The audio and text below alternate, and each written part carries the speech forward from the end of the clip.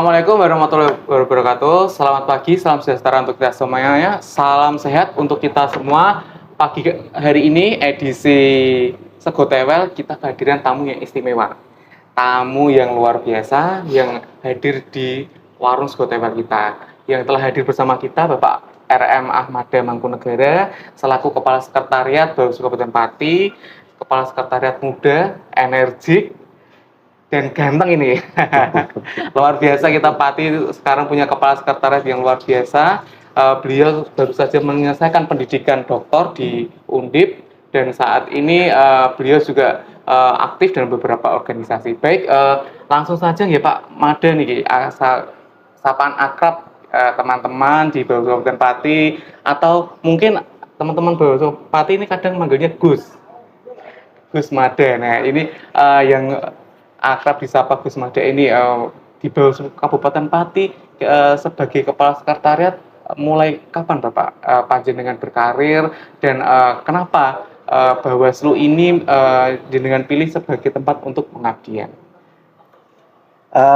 Sebelumnya saya menyapa dulu ya teman-teman para pemirsa dimanapun berada, dan syukur alhamdulillah senang sekali pagi ini bersama Mas Wanda.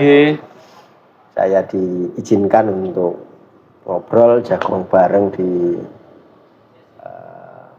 warungnya Sego Tewel. Sego Tewel ini khas ya, khasnya Pati ya, Sego Tewel. Tapi memang belum mendunia ya. Ya beberapa, kalau Pati memang identik yang saat ini sudah dipatenkan itu jeruk pamelo, jeruk pamelo itu sudah dipatenkan. Tapi kuliner Pati ini luar biasa. Mungkin halayak ramai nanti patut untuk berburu kuliner, mencoba kuliner. Nah, hampir setiap kecamatan itu ada kuliner yang khusus lah untuk Pati. Jadi menyambung apa yang sudah disampaikan Pak Wanda tadi, bahwa Bawaslu bagi saya memang ada di hati ya. Jadi hampir mungkin dari pengabdian saya itu 70%-nya juga dihabiskan di Bawaslu. Kenapa? Karena memang saya lulus S1 itu 2013 dan mungkin pada waktu itu belum Bawaslu Pak, ya namanya itu Panitia Pengawas Pemilu. Panwaslu ya Pak, namanya pada saat itu. Itu di tingkat kabupaten itu Pak. Jadi sifatnya masih ad hoc ya, masih ad hoc, dan pada saat itu memang kita ASN di Pemkab yang diberikan tugas tambahan untuk mengampu di Bawaslu, Panwaslu pada waktu itu. Sehingga saya memulai karir di Bawaslu selaku penugasan tambahan. DPK itu, Pak? Ya, DPK itu tahun 2016. 2016. Langsung jadi kasek atau belum. Waktu itu memang kebetulan saya tugas awal di bagian tata pemerintahan Setda Pati, dan kebetulan juga Setda itu selaku tim pengawas pemilu atau penyelenggara pemilu di tingkat kabupaten. Sehingga kita juga masuk ke panitiaan dan di dalamnya juga ada Bawaslu dan KPU. Nah, memang akhirnya karena ada penugasan dari pimpinan pada waktu itu, saya ditugaskan di Panwaslu Kabupaten Pati. Ya belum sebesar ini Pak, ya jadi stafnya juga masih berapa, masih. Ingat saya itu yang PNS itu 2, 3 dengan saya, kemudian yang non ASN itu ada 5 atau 7. 5 mengampu mengawasi pemilu pilkada sekabupaten. 21 kecamatan. 21 kecamatan dengan pimpinan 5. Kiat-kiatnya apa itu Pak? Kok jadi ya memang kecamatan. Saya juga nyambung lagi ya Pak. Jadi 2016 itu saya masih staf. Kemudian di 2000 di Bawaslu. Di Bawaslu. Staf pelaksana. Luar biasa ini. Ya, staf pelaksana. Kemudian 2016 staf pelaksana, 2017 karena Betul. bendaharanya itu tugas mutasi, akhirnya saya gantikan selaku bendahara pengeluaran pembantu Batik BPP 2017 sampai 2019 ada kekosongan koordinator sekretariat Pak. Pada saat itu ya namanya koordinator sekretariat, saya diangkatlah jadi korsek waktu itu sampai dengan tahun 2025. Akhirnya nanti kami definitif di organik Bawaslu Kabupaten Pati. Berarti sekarang ini Pak Made ini statusnya sudah pegawai organik ya di Bawaslu dan sudah sepenuhnya mengabdikan waktunya, tenaga pikirannya di Bawaslu ya Pak. Nah tadi menyambung nih Pak, gimana nih Pak, di Pati ini kan luar biasa nih dinamika politiknya. Wah ini Pati itu terkenal Pak karena politiknya, dan tentu karena kita bertugas sebagai pengawas pemilu tentu akan berhubungan dengan politik yang ada di daerahnya. Ini dengan tadi keterbatasan SDM tadi mulai dari hanya stafnya 5 sampai sekarang sudah bertambah nih Pak, jadi sekitar 30 ini. Kiat-kiat apa nih Pak yang panjenengan lakukan dalam melakukan pengawasan di 21 kecamatan? Karena Pati ini termasuk kabupaten besar di Jawa Tengah, 21 kecamatan dari ujung selatan sampai ujung utara itu luar biasa Pak. Itu jauhnya sangat jauh dan ini memerlukan tenaga pikiran dan strategi. Nah ini Pak Kasek bagaimana mengkoordinasikan? Jadi kaitan dinamika politik di Pati Pak Walda ya saya mengikuti, tapi banyak juga senior-senior yang lebih dahulu. Pasca pemilihan kepala daerah dari rakyat, dari langsung, itu memang sangat dinamis. Pelaksanaan pilkada utamanya di Kabupaten Pati tidak menutup kemungkinan juga pileg. Namun yang kami soroti memang dinamika pilkada ini memang setiap event pilkada itu selalu ada muncul hal-hal yang baru Pak. Baru termasuk saya ingat sekali 2012 itu pemungutan suara ulang seluruh kabupaten dan dengan dinamika dan waktu yang luar biasa. Kemudian 2017 calon tunggal Pak waktu itu, dan ternyata banyak sekali referensi yang bersumber dari Pati. Dulu belum banyak Pak, calon tunggal belum banyak. Jadi kita Bawaslu pun banyak sekali dari kabupaten lain yang suka urus di sini bagaimana penanganan kotak kosong. Ternyata kotak kosong itu tidak hanya kosong tapi dalamnya ada isinya. Ada perlawanan juga antar kontestan pilkada. Kemudian di 2024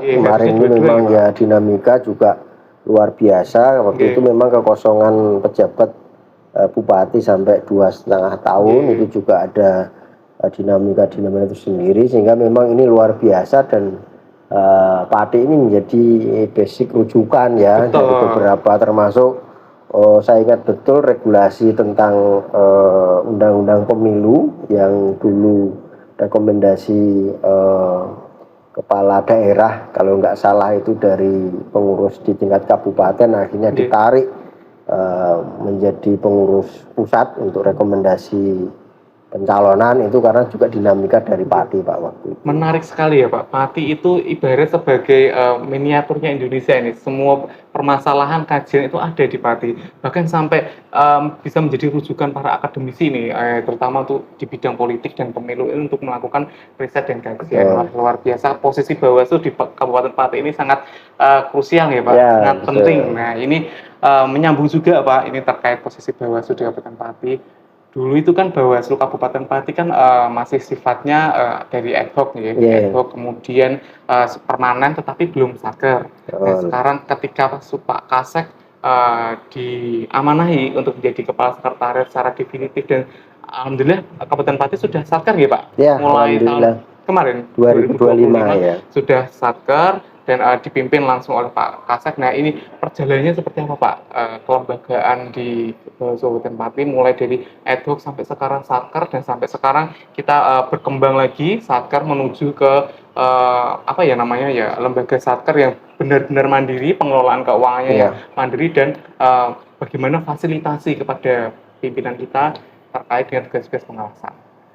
Jadi memang saya rasa kalau dengan dinamika perkembangan kepemiluan yang luar biasa ini, memang untuk satker Bawaslu ini hal yang tidak bisa dihindari, Pak. Jadi dinamikanya luar biasa, fasilitasnya juga harus luar biasa, penanganan dalam penyelenggaraan pemilu, pengawasannya juga semakin kompleks.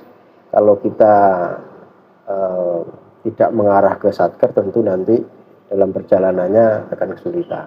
Memang keunggulan diantaranya dari satker ini memang independensi dari satuan kerja ini lebih mandiri. Jadi tata kelola keuangannya mandiri, kemudian perencanaannya mandiri, evaluasi juga mandiri, sekalipun juga tidak kita bisa terlepas secara berjenjang baik dari tingkat provinsi maupun tingkat pusat, tetapi independensi itu ada. Kemudian memang secara dukungan SDM memang satker ini lebih kompleks dan lebih bisa mengampu. Jadi semacam kelengkapan strukturalnya seperti kita di Padi ini tipe A, dibantu teman-teman di Subak ada 4, kemudian dari staf ASN, staf P3K, tenaga pendukung, pejabat pendaraannya. Jadi kita ini lebih leluasa untuk melakukan fasilitasi kepada pimpinan, karena memang sebagaimana ketentuan di Perbawaslu 3 2022 ya, yaitu tentang pola hubungan. Memang Kasek ini secara struktural, Kasek Kabupaten bertanggung jawab kepada Kasek Provinsi. Tetapi secara fungsional, secara fungsi kita juga bertanggung jawab kepada pimpinan yang ada di tingkat kabupaten kota. Begitu juga berjenjang sampai dengan tingkat pusat, sehingga memang secara umum institusi Bawaslu ini agaknya berbeda dengan kalau kita melihat OPD ya, ada dinas ya, itu memang rodok berbeda. Tapi prinsip kita di sekretariat adalah bertugas memfasilitasi, mendukung dan mensupport kegiatan-kegiatan dari pimpinan Bawaslu. Kalau saat ini sudah menjadi satker ini Pak, kendalanya apa Pak yang dihadapi, atau mungkin bedanya apa dulu ketika belum satker dengan sekarang sudah satker, dan kemudian tantangannya yang menurut panjenengan ini harus kita hadapi ke depan, harus kita persiapkan ke depan untuk menjelang pemilu 2029? Jadi yang sangat terlihat ketika satker dan non satker berkaitan dengan tupoksi saya selaku Kasek, ini terkait penyelenggaraan administrasi keuangan, Pak. Jadi kalau dulu belum satker, itu kan kepala sekretariat ini masih sebatas pejabat pembuat komitmen. PPK gitu Pak? PPK. Jadi istilahnya kita masih menginduk, menyusu dari Bawaslu provinsi, mulai perencanaan juga dari provinsi, kemudian evaluasi, eksekusi, itu hampir dominan dari provinsi, dan pertanggungjawabannya juga tidak hanya di level kabupaten saja, tapi provinsi juga. Berarti kalau dulu ya, ibarat DIPA masih ikut provinsi? DIPA ikut provinsi, kita hanya eksekutor saja. Tapi dengan sudah mandiri satker, memang Kasek ini selaku kuasa pengguna anggaran, dan mulai perencanaan, mulai eksekusi, tanggung jawab penuh kepada kepala sekretariat secara keuangan. Sehingga memang ya independensinya ada, tetapi juga tanggung jawab mutlak. Jadi kalau ada hal-hal yang nggak benar ya tanggung jawab masing-masing, tidak melibatkan lagi gitu. Ini juga terkait dengan pensatkeran dan tanggung jawab keuangan nih Pak. Di sekretariat itu kan panjenengan membawai beberapa subbab nih. Ada beberapa subbab, ada 4 nih di Kabupaten Pati karena tipe A. Kemudian dari berbagai latar belakang pendidikan, dari berbagai latar belakang sosial, budaya, staf-staf yang ada di Kabupaten Pati. Bagaimana nih kiat-kiat nih, karena Pati ini unik Pak, kita itu terkenal dengan soliditasnya Pak. Ini luar biasa, nanti bisa dibagi tipsnya kepada teman-teman di seluruh Jawa Tengah maupun di seluruh Indonesia. Ini gimana kiat-kiatnya menjaga soliditas antar sekretariat dan juga harmonisasinya dengan pimpinan kita? Jadi kalau saya dimanapun bertugas, bekerja itu memang landasan utama kita menyelenggarakan organisasi itu dasarnya ada kekeluargaan, itu yang pertama. Kekeluargaan itu ya Pak. Ya. Jadi tidak berdasarkan struktural atasan bawahan atau bawahan atasan dan seterusnya, tetapi kita lebih ke struktural itu dalam batasan jabatan, tetapi dalam komunikasi kita tidak ada masalah, kita membangun. Kemudian yang paling utama dari prinsip kekeluargaan itu adalah memanusiakan manusia, Pak. Ya. Memanusiakan manusia. Seperti apa ini, manusia. Pak? Jadi kita ini mempelajari karakteristik, sifat, dan perilaku masing-masing personal. Misalkan saya dengan Pak Wanda ini, Pak Wanda nggak seneng makan bakso, saya mau ngomong bakso terus sama Mas Wanda ini nggak nyambung, feel-nya itu nggak dapet gitu. Nggak dapet ya Pak. Jadi kalau Mas Wanda ini sukanya main bola, ya saya rembukannya main bola ini. Akhirnya terbentuk self interest dan masing-masing ada hubungan yang khusus, dan sejauh ini ya kita sekalipun hubungan kekeluargaan terjalin, tapi tingkah laku juga kita atur, juga sopan santun kita unggah-ungguh juga kita jaga, tapi pekerjaan bisa selesai. Dan pekerjaan itu bukan karena keterpaksaan, bukan karena tekanan, tetapi karena kesadaran. Betul. Kesadaran yang harus tumbuh dari pribadi masing-masing. Kalau ini yang sudah terlihat ini Pak di Bawah Sobat Pati itu perbedaannya nih, karena secara pribadi saya sudah di Kabupaten Pati ini kan sudah 2 tahun semenjak Pak Kasek masih jadi Komsek sampai sekarang jadi Kasek ini. Perbedaan yang menonjol tuh Pak, ketika dulu masih belum jadi Kasek itu apel itu masih belum tertib. Nah sekarang ini setelah Pak Kasek definitif ini apel ini bisa tertib ini. Salah satu contoh ini teman-teman nanti ya, mungkin bisa dipantau di sosial media kita. Kita apel Bawah Kabupaten Pati itu hampir 100% Pak. Dan sekarang lebih tertata lagi karena memang kedisiplinan itu yang Pak Kasek ditingkatkan di jajaran sekretariat. Luar biasa sekali. Nah ini Pak, terakhir ini apa yang pesan-pesan apa yang ingin Panjenengan sampaikan kepada jajaran Bawaslu di seluruh Indonesia terkait pengelolaan kesekretariatan dan pejangan ya Pak untuk para teman-teman yang teman-teman staf di seluruh Indonesia dan juga pejabat struktural yang mungkin nanti bisa meniru nih kebaikan dari Kabupaten Pati. Ya, jadi dalam diri saya pribadi selalu berusaha dimanapun ditugaskan, dimanapun ladang pengabdian saya, itu persembahkanlah yang terbaik untuk alma mater dan institusi kita. Jadi luar biasa. Apapun itu penugasannya, upayakan selesaikan dengan tuntas, tanggung jawab, dan kebaikan itu tidak harus saat itu kita akan terima Pak. Tapi kadang-kadang kebaikan itu yang kita balas nanti suatu saat, atau bisa langsung, atau suatu saat kadang-kadang ada bantuan datang ketika kita sulit karena kita selalu berbuat baik. Satu kata untuk Bawaslu Pak. Bawaslu ya, tetap independen dan solid mengawal demokrasi. Luar biasa Pak Kasek Bawaslu Kabupaten Pati ini luar biasa. Baik teman-teman, sekian edisi Segotewel kita pada hari ini. Mungkin nanti kalau Panjenengan semuanya teman-teman pemirsa ingin ngobrol nih Pak Kasek, ngobrol lebih dalam dengan Pak Kasek, monggo silakan datang langsung ke kantor Bawaslu Kabupaten Pati atau kunjungi media sosial Bawaslu Kabupaten Pati karena Pak Kasek ini selalu ada di setiap media sosial di Bawaslu Kabupaten Pati.